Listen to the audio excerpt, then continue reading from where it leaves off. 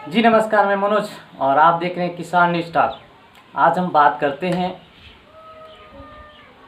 कुछ ऐसे फार्मिंग पर, एक ऐसे खेती पर जो किसानों के लिए महत्वपूर्ण होगा।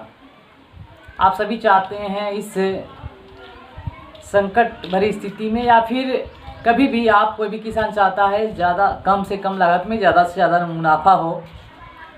तो इस स्थिति में मुझे या आपको कौन सा खेती करनी होगी, ये ज़रूरी है।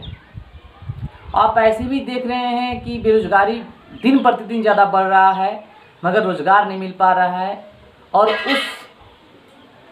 उस तरीके से या उस प्रकार किसान को एक अच्छा सा लाभ नहीं मिल पा रहा है।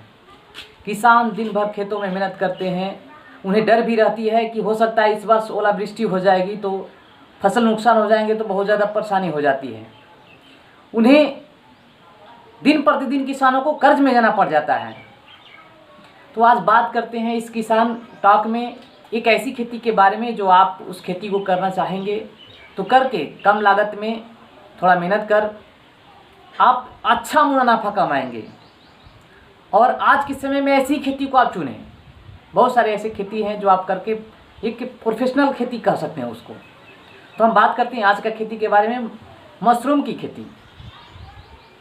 तो इस मशरूम की खेती में मशरूम की खेती कैसे करते हैं, मशरूम को क्या होगा, मशरूम कैसे बिक्री करेंगे, कितने समय लगते हैं, क्या लागत है। और कुछ प्रकार के मशरूम भी होते हैं जो भारत में ज़्यादातर दो प्रकार के मशरूम उगाए जाते हैं, एक बटन मशरूम और दूसरा है वेस्टर्न मशरूम, इसको सिप मशरूम भी बोलते हैं। तो हम आज बात करेंगे। तो सबसे पहले तो एक कैसे उगता है, कौन सा स्थान उगेगा, ये सभी जानकारी होना चाहिए। तो ये जो भी मशरूम उगाएंगे तो एक बंद कमरे में होता है इसका खेती, बंद कमरे में इसको उपज करते हैं। और इसको उगाने के लिए एक मशरूम का स्पैन आता है जिसको बोलते हैं फफूंद होता है, और उस फफूंद से हम खेती करते हैं। तो कैसे एक बंद कमरे में व्यवस्था के साथ और क्या क्या आपके पास वस्तुएं लगेंगे। तो मशरूम के लिए सबसे इम्पोर्टेंट चीज़ है आपके पास ये जो गेहूं का भूसा होता है, उस भूसे में करते हैं। जनरली भूसे में करते हैं या फिर जो धान का पुआल होता है उसको बारीकी से करके बारीकी उस पुआल में करते हैं। तो हम आज वेस्टर्न मशरूम पर चर्चा करेंगे। वेस्टर्न मशरूम किस मौसम में उगाते हैं, क्या क्या प्रक्रिया है। तो ये वीडियो लंबा हो सकता है, मैं कुछ स्टेप बाय स्टेप बताऊंगा। अगर इसमें ज़्यादा हो पाएगा तो मैं अगले वीडियो में बताऊंगा। तो वेस्टर्न मशरूम के लिए, सिप मशरूम के लिए पहला आपके पास भूसी होना चाहिए, आपके पास एक बंद कमरा होना चाहिए और उस रूम में, बंद रूम में आप उसको कर सकते हैं। और मैं कुछ आपको वीडियो भी बताऊंगा, दिखाऊंगा कैसे किए जाते हैं। तो एक लागत अनुमान भूसी, मान लीजिए 1 क्विंटल भूसी लिए, तो भूसी को हम क्या करेंगे, क्या भूसी लेने के बाद क्या उसको प्रक्रिया है, उस प्रक्रिया से हम उसको करेंगे। तो पहले समझिए कि आप वेस्टर्न मशरूम लगाना चाहते हैं और वेस्टर्न मशरूम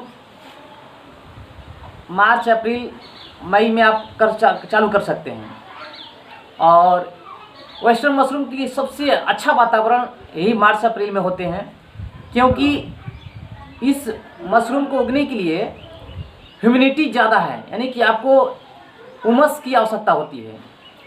तो ऐसे भी उमस बंद कमरे रहेंगे तो अच्छा रहेगा, ज़्यादा उमस होंगे। अगर किसी का ऐसा रूम खाली है, जैसे कि कोई पक्का का रूम हो और खाली हो, तो उसमें वेस्टर्न मशरूम लगा सकते हैं। तो उसके लिए क्या करना है, आप जान रहे हैं कि भूसे से तैयार होंगे। तो भूसे को, भाई भूसा है तो भूसे डायरेक्ट नहीं ना, इसे भूसे में बो देंगे नहीं, एक सिस्टम है, नियम है, आपको ट्रेनिंग करना होगा। ऐसे हम कुछ आपको बता सकते हैं कि क्या करना है। सबसे पहले तो आपको एक चेम्बर बनाना होगा। वैसे चेम्बर जनरली आप एक नाप देखे होंगे या चेम्बर इस तरह का जैसे मैं दिखाऊंगा। उस चेम्बर में जिसका कैपेसिटी होगा 3 क्विंटल 4 क्विंटल भूसे को और उसको भिगा सकें। तो उस चेम्बर बनाने के बाद आपके पास अगर 2 क्विंटल, पहले आप ट्राई कीजिए 2 क्विंटल भूसे को या 1 क्विंटल भूसे पर ट्राई कीजिए। तो उस भूसी को, उसमें कुछ केमिकल डालते हैं पानी में। पहले पानी, चेम्बर को पानी में भरते हैं उसके अनुपात अनुसार। मान लीजिए कि 1500 लीटर पानी है, उसमें हम फॉर्मेलिन वगैरह डालते हैं और फॉर्मेलिन डालने के बाद उसको अच्छा से मिलाते हैं। फॉर्मेलिन मिलाने का क्या कारण है कि हम भूसी को शुद्धिकरण करते हैं। शुद्धिकरण करने का कार्य यह है कि जो भी भूसी में कीटे पतंगे या फिर जो भी जीवाणु होते हैं उन्हें मारने के लिए एक प्रक्रिया की डालते हैं। आप मशरूम का जो बीज डालते हैं तो अच्छा तेज़ी से बढ़े। तो उसके लिए हम पहले क्या करेंगे कि एक रेगुलर प्रक्रिया से, एक नियमित प्रक्रिया से उस टंकी में, उस चेम्बर में पानी भरने के बाद एक नियमित अनुपात में, जैसे कि मैं बता दूं, एक चेम्बर पानी में जो 1500 लीटर पानी है तो उसमें कम से कम आपको फॉर्मेलिन 1.5 लीटर डालना होगा। और 1.5 लीटर फॉर्मेलिन में उसमें भी एक कार्बन डीजीएम डालना होगा कम से कम 150 ग्राम। तो उसको मिलाएंगे। मिलाने के बाद एक अच्छा तरीका से उस पानी को घोल लेंगे। घोलने के बाद जब पानी का कलर कुछ इस प्रकार हो जाए, जैसे वाइट हो जाता है कलर, तो हम इस भूसी को, जैसे कि भूसी गजा हुआ है, इस भूसी को हम उस टंकी में डालेंगे। डालने के बाद उस अच्छा से, जैसे कि कोई मिट्टी को नहीं रौंदता है या फिर कोई आटा गूंदता है, बहुत अच्छा तरह से उसको पैर के तले उस भूसी को पूरा एकदम रौंदेंगे जब तक कि पूरी भूसी, मतलब पूरा पानी में भीग ना जाए। और भीगने के बाद जब पूरी टंकी बढ़िया से सोख जाती है पानी, तो हम उसे, क्योंकि उसमें डाले हैं फॉर्मेलिन, तो फॉर्मेलिन ना उड़ पाए इसके लिए हम उसको प्लास्टिक से, प्लास्टिक के जो दरे आते हैं उसको से ढक देंगे। और ढकने के बाद, क्योंकि उसमें पानी भी होगा, तो पानी होगा तो भाई पानी पूरा निकलेगा नहीं, तो उसके लिए एक हम हॉल रखते हैं जो आप चेम्बर बनाएंगे कि जैसे ही उसको ढक देंगे उसके बाद चेम्बर के जो हॉल है उसको खोल देंगे। तो ढक देंगे तो आपको वो कुछ समय के बाद, 3-4 घंटे के बाद या 1 दिन रुक जाइए, पूरा फॉर्मेलिन को उड़ना भी चाहिए। तो उसको, इसलिए कि हम शाम के काम किए और सुबह उसको फिर देख करेंगे, तो रात भर उसको ढक देंगे। सुबह उठेंगे, सुबह उठने के बाद उस प्लास्टिक को हटाएंगे और देखेंगे कि वो क्या स्थिति है उसका। तो अब निकाल के देंगे तो उसको, जो आपका भूसी है, भूसी में तो नमी रहेंगे। निकालने के बाद उसको एक बंद कमरे में ही हवा लगना चाहिए, एक बरामदे में, उसको फिर से उस भूसी को पूरा बिछा देंगे। निकालेंगे उस चेम्बर से और पूरा उसको बिछा कर सुखाएंगे। और पूरा सुखाना नहीं है आपको धूप में, बस उतना ही सुखाना है। और वैसे जगह सुखाना है जहाँ पर वैसे कीड़े मकोड़े ना रहें उस स्थान में, मतलब फर्श जो है पका करा रहना चाहिए। तो सुखाने के बाद जब उसमें कुछ ह्यूमिडिटी, कम से कम 50% उसमें आर्द्रता होना चाहिए।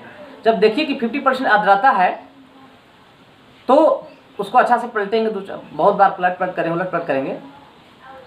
तो जब आर्द्रता देखेंगे कि 50% है भूसी में, तो हम काम करेंगे बीज डालने के लिए।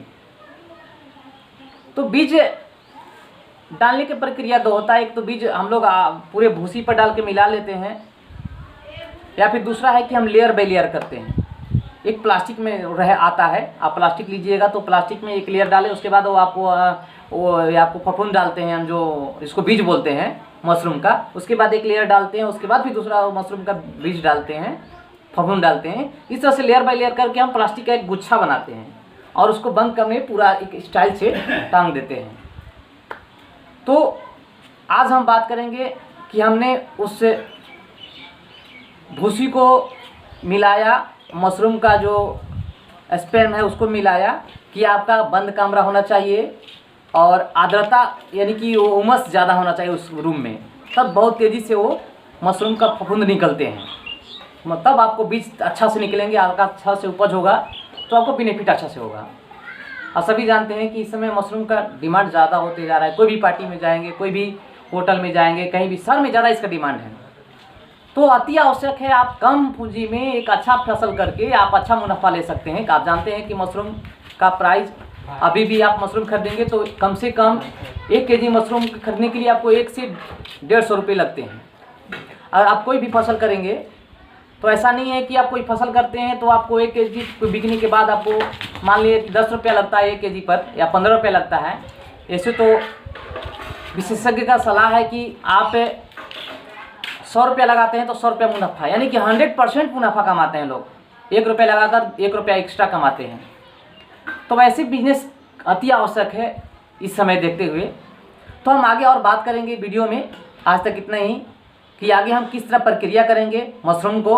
अगर आप इच्छुक हैं तो आप टोटल सीरीज़ देखें। जहाँ तक मेरा इस किसान